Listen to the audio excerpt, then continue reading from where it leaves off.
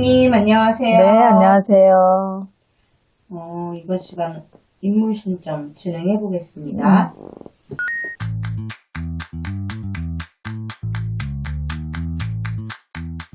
남자분, 남자. 권 씨예요.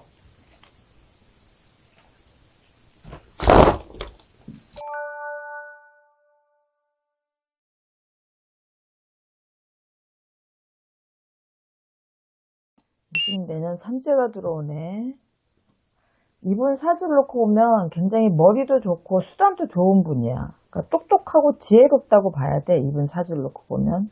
뭐 사회에 좀 귀하게 쓰이는 그런 사주기도 하지만 나랏밥을 드시는 사주다 이렇게 보면 되고, 굉장히 현실적이고 실리적인 분이다. 이분은 손해보는 일은 전혀 하지 않는 분이다. 뭐 도전적이고 명예욕이나 권력욕이나 이런 것들도 굉장히 많고 자존감도 높으니까 권위의식도 굉장히 강하신 분이고, 우리가 약인지 독인지 모르고 다 주는 대로 먹으면 이게 분명히 탈이 나거든. 네. 근데 이분도 그런 성향이 좀 있어. 그러니까 운기가 좋을 때는 잘 넘어가지만 운기가 안 좋을 때는 작은 거 하나도 목에 가시처럼 걸려서 탈이 나게 돼 있는 거거든. 어떻게 보면 권력으로 세상을 좀 주무르시는 분이기도 해.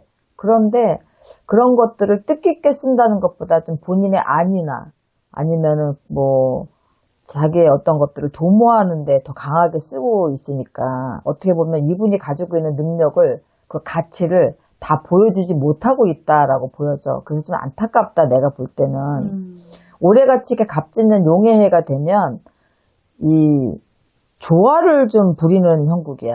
올해 같은 경우 이분한테. 그동안에는 이제 조금 이분 연세도 있기도 하겠지만 앞에 나서서 무언가를 하지 않았다 그러면 올해는 용의 해를 만나면서 조화를 부리는 해야. 근데 그걸 잘 쓰면 괜찮지만 또 이분이 굉장히 한쪽으로 치우치는 어떤 성향을 가지고 있다 하더라도 우리가 일을 할 때는 아랫사람, 뭐 주위 사람들을 다 살펴가면서 일을 해야 되기 때문에 그걸 잘 쓰면 괜찮지만 올해 그걸 잘 못 쓰면 스스로 자기가 무덤 속으로 걸어 들어가는 형국이기 때문에 이분은 뭐 새로운 자리를 맡거나 어떤 뭐 영전을 하거나 이런 일들이 생겨서 좋을지 모르겠지만 이분은 내 자리를 내어주고 진흙탕 속으로 들어가는 거니까 온갖 구설로 모멸감을 느낄 수밖에 없고 결국에는 쫓기듯이 내려온다 이렇게 보면 돼. 그러니까 그 자리를 끝까지 가지고 있지 못한다. 그래서 올해는 내가 새로운 자리를 올라가서 앉거나 영전이 되면 이분한테는 굉장히 안 좋아.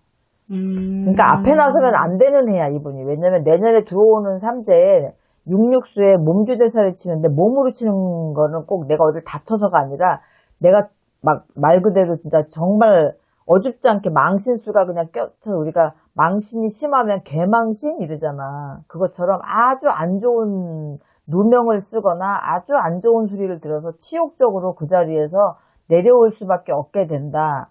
그 자리를 끝까지 지키질 못하기 때문에 올해는 앞에 나서면 안 돼, 이분이.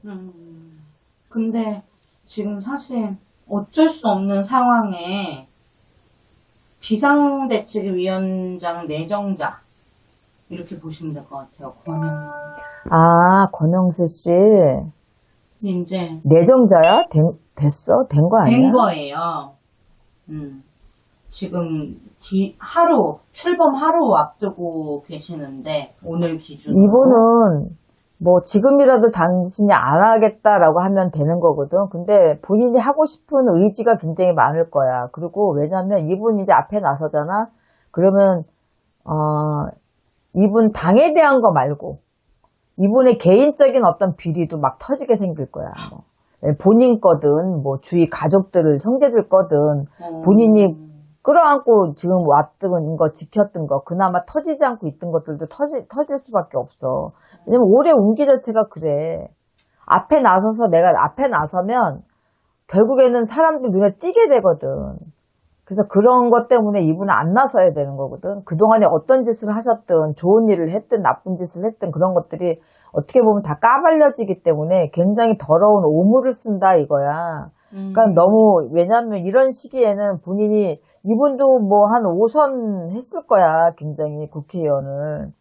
여러 곳에 당적을 두면서 옛날엔 새누리당 뭐 되게 많아. 이분이 거쳐서 갔던 게 그만큼 이제 당명이 바뀌니까 그렇기도 하겠지만 어떻게 만약에 이제 이렇게 되면 예전에도 내가 한번 얘기했지만 국민의힘은 당명이 바뀔 거라 그랬잖아. 네네. 내가 내년에는 분명하게 이 국민의힘으로 못 끌고 가. 당명이 분명히 바뀌어. 내가 24년도 넘어가면서 이 당명이 바뀔 거다.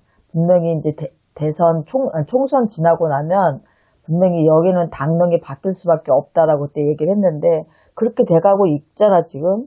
근데 이분이 왜 이렇게 어려운 시기에 이걸 맡아서 하겠다고 하셨는지 본인이 의지도 있지만 옆에서 뭐 이렇게 권유한 것도 있겠지만 내가 볼 때 이분의 의지가 더 강했을 수도 있다라고 보여지거든.